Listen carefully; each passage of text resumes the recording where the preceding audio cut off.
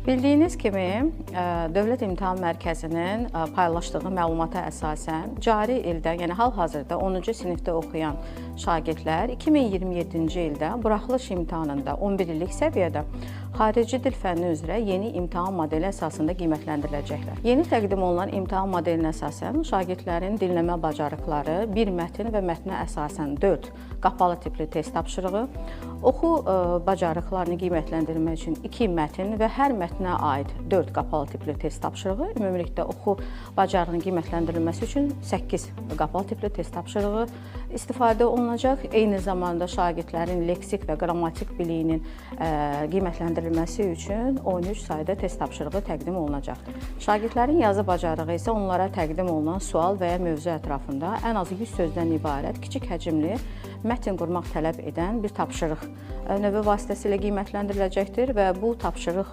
növündə şagirdlər onlara təqdim olunan meyarlar əsasında qiymətləndiriləcəkdir. Məlumat üçün bildiririk ki, təqdim olunan və 2027-ci ildə istifadəsi nəzərdə tutulan imtahan modeli ilə Dövlət İmtahan Mərkəzinin rəsmi səhifəsində tanış olmaq mümkündür. Belə ki, bu şagirdlər artıq 2025-ci ildə 9-cu sinif buraxılış imtahanlarında məhz xarici dil fənni üzrə yeni imtahan modelinə əsasən qiymətləndirilmişdilər. Və şagirdlərə təqdim olunan qiymətləndirmə modelində onların yenə də xarici dil üzrə dinləyib anlama, oxuyub anlama, yazı və leksik qrammatik bilikləri yoxlayan test tapşırıqlarına əsasən bir model təqdim olunmuşdu ki, şagirdlərdə burada yenilik əsasən yazı tapşırığından ibarət idi və həmin tapşırıq da onları 3 şəklə əsaslanan hekayə qurmaq tələb edən yazı yazmışdılar.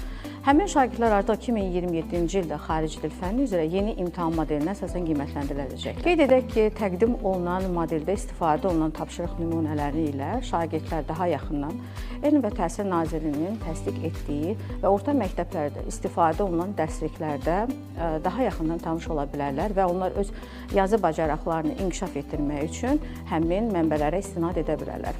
Bu bacarığın inkişaf etdirilməsi istiqamətində Dövlət İmtahan Mərkəzi hər zaman olduğu kimi yenə də qiymətləndirmə kitablarının çap olunmasını, eyni zamanda test toplularında müvafiq test tapşırıqlarının əlavə olunmasını da planlaşdırır və nəzərdə tutur.